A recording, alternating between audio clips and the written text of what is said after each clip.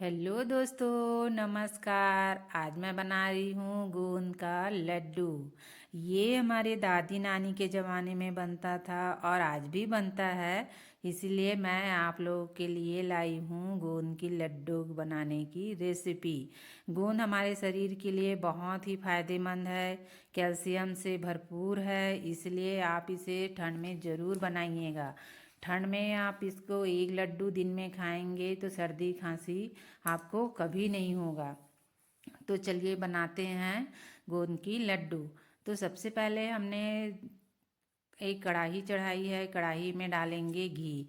घी आप अपने हिसाब से डालिएगा, आपको ज़्यादा तल के निकालना है कि कम में रोस्ट करना है। तो मैं यहाँ पर ली हूँ काजू, बादाम और अखरोट। ड्राई फ्रूट आप अपने हिसाब से कम ज़्यादा कर सकते हैं। मात्रा को मैं यहाँ आधी कटोरी सबको ली हूँ। तो जैसे ही हमारा बादाम चटकना शुरू हो जाएगा तो ये अच्छे से रोस्ट हो गया। उसके बाद हम इसको बाहर निकाल लेंगे। बाहर निकालने के बाद हम इसमें हमारी घी या कढ़ाई में घी अभी बची हुई है, तो ये मैंने ली है सूखी नारियल। तो सूखी नारियल को मैं पतली पतली स्लाइस कर काट ली हूँ। फिर उसको ऐसे सेक लीजिए, हल्का सा ब्राउन होते तक कलर चेंज हो जाए। उसके बाद इसको भी निकाल लेना है। फिर जो घी बचा हुआ है उसमें हम डाल देंगे एक कटोरी मखाना। मखाना को आप तब तक रोस्ट करेंगे जब तक कि वो अच्छे से कुरकुरा ना हो जाए। आप हाथ में मसल कर देखिएगा, जैसे पट से टूट रहा है तो हमारा मखाना अच्छे से सीख रहा है। ये जैसे आप वीडियो में देख रहे हैं वैसे ही आपको टूटना चाहिए, तभी वो पूरा सीखा हुआ रहता है।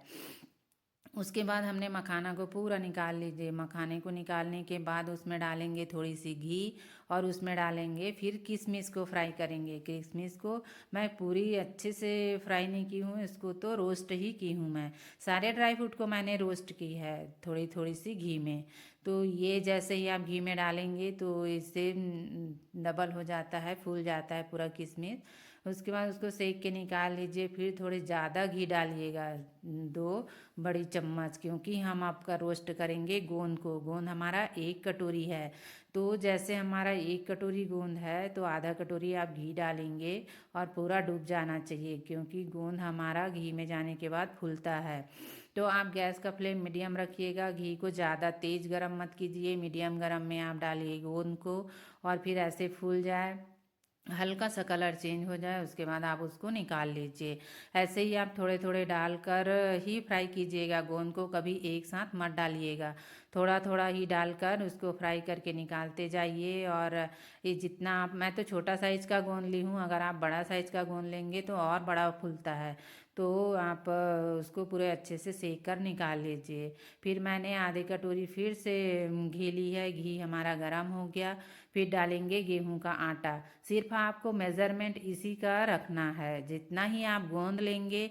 जैसे आप 1 कटोरी गोंद लेते हैं तो आपको 3 कटोरी गेहूं का आटा लेना है। फिर उस गेहूं को आटे को अच्छे से भुनिएगा, खुशबू आते तक, कलर चेंज हो जाए, ब्राउन कलर दिखने लग जाए, तब तक आपको भुनना है। गैस का फ्लेम आप मीडियम रखिएगा और धीमे धीमे आंच में इसको सेकते जाइएगा। जैसे ही आपका ये गेहूं का आटा कलर चेंज हो जाएगा तो समझ जाइए आपका आटा भुन चुका है।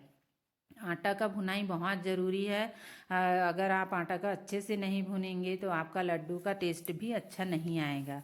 तो आप आटा को जैसे भून गया फिर कर दीजिए गैस को बंद। हमारा आटे को भूनते तक तो इधर हमारा सारा ड्राई फ्रूट और गोंद जितना भी हमने रोस्ट किए थे सब ठंडा हो चुका है। तो सबको मिक्सर ग्राइंडर में डालकर आप दरदरा सा पाउडर बना लीजिए। एकदम बारीक पाउडर नहीं बनाना है, दरदरा पाउडर बना के उसको आटे में मिक्स करते जाइएगा। धीरे धीरे करके कीजिए। आपका मिक्सी का जार बड़ा है तो बड़े में कीजिए, छोटा है तो छोटे में कीजिए। सबको पीस कर इसमें मिलाते जाइएगा आटे में। एक एक करके पीसिएगा। आपको जैसे मखाना तो जल्दी पीस जाता है क्योंकि इतना अच्छा रोस्ट हुआ रहता है। मखाना हमारा कैल्शियम और आयरन से भरपूर रहता है। गोंद में भी कैल्शियम का मात्रा बहुत रहता है। ठंड के सीज़न में खाने से शरीर गर्म रहता है।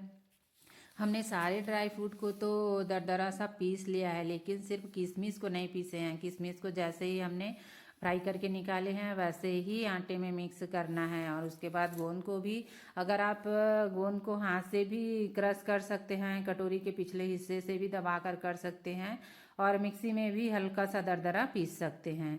तो मैंने सारा चीज़ को पीस कर इसमें मिला दिया है। अब बचा है थोड़ा सा मीठा करने की। आप अगर लड्डू को ज़्यादा मीठा खाना चाहते हैं तो थोड़ा ज़्यादा गुड़ डालिएगा। मैं तो ये जो गोल वाला लड्डू आता है उसमें का 2 ही पीस डाली हूँ, क्योंकि मेरा मात्रा ज़्यादा भी नहीं था। 1 कटोरी गोंद था तो 3 कटोरी आटा था। बाकी तो ड्राई फ्रूट है, तो ड्राई फ्रूट तो ऐसे ही मीठा रहता है, तो उसके लिए नहीं रखता।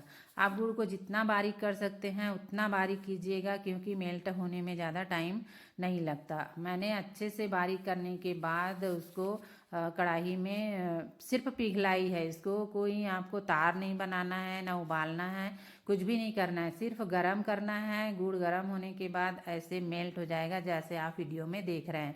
सिर्फ आपको लगातार चलाते ही रहना है और मेल्ट करना है, उसको उबाल आने नहीं देना है, क्योंकि जैसे ही उबाल आएगा बहुत कड़ा हो जाएगा। तो ये हमारा पूरा अच्छे से मेल्ट हो चुका है। हमने कर दिए गैस को बंद। अब उसके बाद ये जो आटा हमने सारे ड्राई फ्रूट को मिक्स किए हैं इसको हम उसी में डाल देंगे। और एक चीज़ का आप ध्यान रखिएगा, आप काला गुड़ बिल्कुल नहीं लेंगे। काला गुड़ में आपका वो बारीक बारीक सा कंकड़ रहता है। तो ये तो मेरा ब्राउन जैसे दिखने वाला गुड़ है, जिसमें हम लड्डू बनाते हैं, ये वही वाला गुड़ है, लड्डू गुड़। तो इसमें कंकड़ नहीं रहता। तो आपने मेल्ट करके ऐसे मिला दीजिए। अभी तो गुड़ गर्म है तो चम्मच से ही मिलाइएगा, नहीं तो हाथ जल जाएगा। तो उसके बाद थोड़ा सा अच्छे से मिला लीजिए। तो मिलाने के बाद वो ठंडा हो जाता है, फिर हाथ से अच्छा मैश कीजिए मसल कर। अगर इस बीच में आपको भुरभुरा लग रहा है तो थोड़ा 3-4 चम्मच घी को गर्म कीजिए और इसके ऊपर डाल दीजिए, क्योंकि भुरभुरा में आपका लड्डू बनेगा नहीं। और मेरा तो अच्छा है तो मैं नहीं डाली हूँ। तो अगर आपको ज़रूरत लगती है कि इसमें घी और पड़ना चाहिए तो आप घी और डाल सकते हैं, पर घी को आप मेल्ट करके ही डालिएगा। ऐसे आप एक एक करके आप अपने हिसाब से छोटी बड़ी साइज़ की लड्डू बना सकते हैं। ये मैंने तो थोड़ा बिखर रहा था, फिर अच्छे से हाथ में दबा के मैं इसको बनाई तो फिर गोल गोल बनने लगा। आप जैसे लड्डू बनाते हैं, तिल का लड्डू बनाते हैं, सोंठ का लड्डू बनाते हैं, सूजी का लड्डू बनाते हैं, वैसे ही आप इसका भी लड्डू बना सकते हैं। और मैंने देखो 1 कटोरी गोंद और 3 कटोरी आटे में कितना सारा लड्डू बन के तैयार हो गया है। बहुत ही टेस्टी और यम्मी लड्डू है। सर्दियों में आप लोग ज़रूर बनाइएगा। ये हमारी दादी नानी के नुस्खे हैं। मेरी वीडियो अच्छी लगी हो तो लाइक शेयर सब्सक्राइब ज़रूर कीजिएगा। प्लीज़ आप लोग वीडियो देखते हैं, लाइक नहीं करते, तो आप सबसे रिक्वेस्ट है लाइक ज़रूर कीजिएगा और अपने रिश्तेदारों को शेयर भी कीजिएगा। Thank you.